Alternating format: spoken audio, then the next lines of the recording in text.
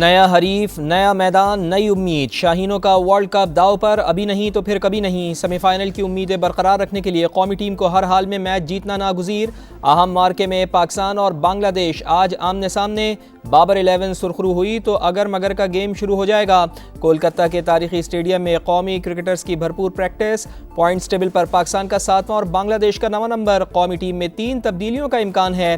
امام الحق، محمد نواز اور شاداب کی جگہ فخر زمان، سلمان علی آغا اور اسامہ میر کی شمولیت متوقع۔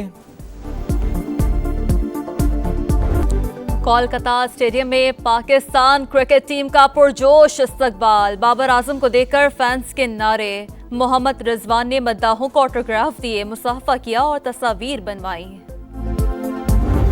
پاکستان کی جیت کے ساتھ ساتھ نیوزی لینڈ کے ہار کے لیے بھی دعا کرنی پڑے گی۔ ہوپ ابھی بھی ہے تھوڑی سی کہ سیمی فائنل میں جگہ بنا لیں، اگر اچھی کرکٹ کھیلیں گے تو انشاءاللہ بنا لیں گے جگہ۔ پاکستان کو یہی چاہیے کہ اپنی کرکٹ کو تھوڑا تیز کریں۔ جو ہماری ٹیم کا پرفارمنس رہا ہے اس میں تو مشکل لگ رہا ہے، بٹ امید یہ ہے کہ آج کی میچ ہم جیت جائیں۔ ہم لوگ کبھی سکسیسفل ہو گئے آگے نہیں پہنچے ہیں، اللہ پاک پہنچاتا ہے، یہاں بھی پہنچاتا ہے۔ ماضی کو بھول کر اعتماد سے کھیلیں، بولنگ اور فیلڈنگ پر خاص توجہ دینا ہوگی۔ بابر جارحانہ کپتانی کریں، کرکٹ شائقین کے مشورے۔ کہا بنگلہ دیش کو آسان حریف نہیں سمجھنا، ہرانے کے لیے سخت مقابلہ کرنا ہوگا۔ ورلڈ کپ کے دوران پی سی بی میں طوفان، پلیئرز ایجنٹ کمپنی سے تعلق کا الزام۔ چیف سلیکٹر انضمام الحق مستعفی۔ پی سی بی نے تحقیقات کے لیے 5 رکنی انکوائری کمیٹی بٹھا دی۔ انضمام الحق نے سما سے خصوصی گفتگو میں خود کو احتساب کے لیے پیش کر دیا، الزامات کے ثبوت مانگ لیے۔ کہا سوال اٹھنے پر عہدہ چھوڑنا ہی مناسب ہے۔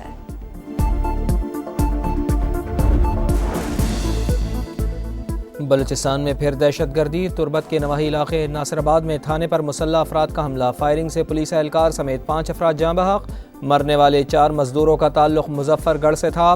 پولیس کی تحقیقات جاری، عام دشمنوں کے خاتمے کے لیے آخری حد تک جائیں گے۔ نگراں وزیر اعلیٰ علی مردان ڈومکی کی مذمت، رپورٹ طلب۔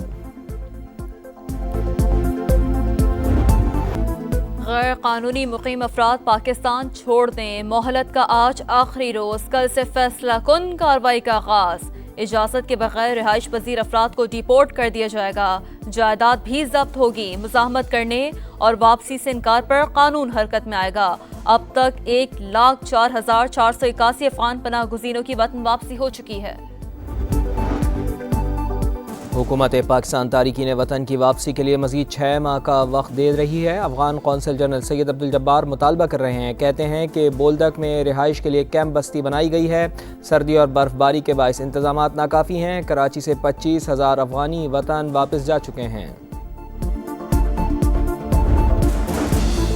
نیب ترامیم کالعدم قرار دینے کے فیصلے کے خلاف وفاقی حکومت کی انٹرا کورٹ اپیل۔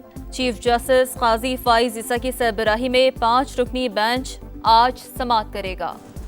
اسرائیل کے جنگی پاگل پن میں مزید شدت، انڈونیشین اسپتال پر ایک ہی رات 3 بار فضائی حملہ، القدس اسپتال اور یورپی اسپتال پر بمباری، آرتھوڈاکس کلچر سینٹر بھی نشانہ، رفح، جبالیہ اور زیتون کے علاقے میں شدید بمباری، وسطی غزہ میں ایک ہی خاندان کے 15 افراد شہید، رفح میں 18 فلسطینی نشانہ بنے، زیتون میں بھی 7 شہری جان سے گئے، درجنوں ملبے تلے دب گئے، شہداء کی تعداد 8,400 سے تجاوز کر گئی، 21,000 سے زائد زخمی۔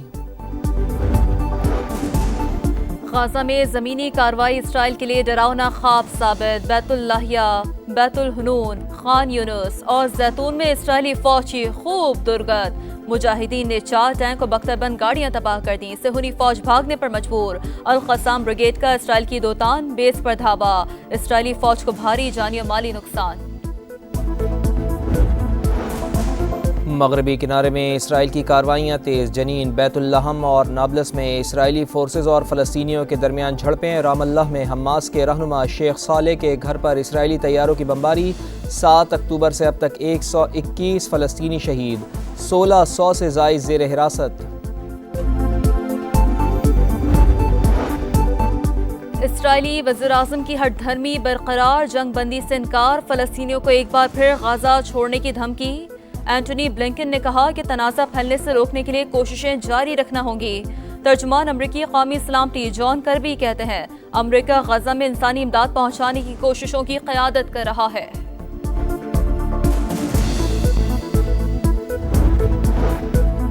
فلسطینی ریاست کا قیام موجودہ تنازع کے حل کے لیے ناگزیر قرار، غزہ میں ہونے والے خوفناک واقعات کو جھٹلایا نہیں جا سکتا، روسی صدر کا بیان۔ ترک وزیر خارجہ کی غزہ میں ترک فلسطین اسپتال پر بمباری کی مذمت، کینیڈا کا غزہ میں انسانی ہمدردی کی بنیاد پر جنگ بندی کا مطالبہ۔ برطانوی حکومت فاشزم کی راہ پر گامزن، امن کی بات کرنے پر برطانوی وزیر اعظم رشی سناک برہم، غزہ میں جنگ بندی کا مطالبہ کرنے والے وزیر پال برسٹو کو عہدے سے ہٹا دیا۔ IMF کا مطالبہ تسلیم، گھریلو صارفین کے لیے گیس 172% مہنگی، کمرشل صارفین کے لیے گیس ٹیرف میں 136% اضافہ، سیمنٹ انڈسٹری کے لیے گیس قیمت میں 193% اضافہ، پروٹیکٹڈ صارفین کے لیے فکس چارجز 10 روپے سے بڑھا کر 400 روپے کر دیے گئے۔ نئی گیس قیمتوں کا اطلاق کل سے ہوگا، شہریوں کا پارہ ہائی، گیس قیمتوں میں اضافہ مسترد۔ سب حیران ہے کہ وہ بچوں کی فیس جمع کرے یا گیس کے بل کے لیے پیسے جمع کرے۔ लोगों पे बोझ है और लोग बिलबिला उठेंगे जी सूरत हाल से। ابھی ہم پر دوبارہ ایٹم بم گرا دیے، غریب عوام پہ گیس مہنگا ہو گیا۔ لاپتہ افراد کا کیس، سندھ ہائی کورٹ کا JIT اور پولیس رپورٹس پر عدم اطمینان، عدالت کا لاپتہ افراد کی بازیابی کے لیے کوشش تیز کرنے کا حکم، DIG انویسٹیگیشن کو معاملے کو ذاتی طور پر دیکھنے کی ہدایت۔ سپریم کورٹ بار کے سالانہ انتخابات، پولنگ جاری، شام 5 بجے تک ووٹ کاسٹ کیے جا سکیں گے۔ حامد خان اور آسمہ جہانگیر گروپ میں کانٹے کا مقابلہ متوقع، صدر کے لیے میاں عبدالقدوس اور شہزاد شوکت آمنے سامنے۔ افغانستان نے انگلینڈ اور پاکستان کو ہرانے کے بعد سری لنکا کو بھی ڈھیر کر دیا، میگا ایونٹ میں تیسری کامیابی کے بعد افغانستان بھی سیمی فائنل کی دوڑ میں شامل۔ لنکن شیروں نے پہلے کھیلتے ہوئے 241 رنز بنائے، افغان ٹیم نے ہدف بآسانی 3 وکٹوں پر حاصل کر لیا۔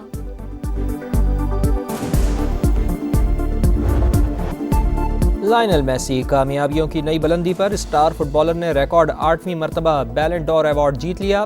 معروف سابق فٹ بالر ڈیوڈ بیکہم نے میسی کو ٹرافی دی، میسی نے بچوں کو بھی اسٹیج پر بلا لیا۔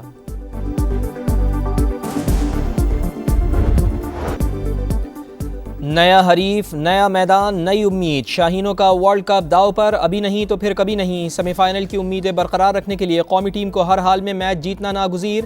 اہم مارکے میں پاکستان اور بنگلہ دیش آج آمنے سامنے، بابر 11 سرخرو ہوئی تو اگر مگر کا گیم شروع ہو جائے گا۔ کولکتہ کے تاریخی اسٹیڈیم میں قومی کرکٹرز کی بھرپور پریکٹس، پوائنٹس ٹیبل پر پاکستان کا 7واں اور بنگلہ دیش کا 9واں نمبر۔ قومی ٹیم میں 3 تبدیلیوں کا امکان ہے، امام الحق، محمد نواز اور شاداب کی جگہ فخر زمان، سلمان علی آغا اور اسامہ میر کی شمولیت متوقع۔ اور پیرس ماسٹرز ٹینس میں آسٹریا کے ڈومینک تھیم نے واورینکا کو اپ سیٹ کر دیا، سوئس کھلاڑی پہلا سیٹ جیتنے کے باوجود میچ ہار گئے۔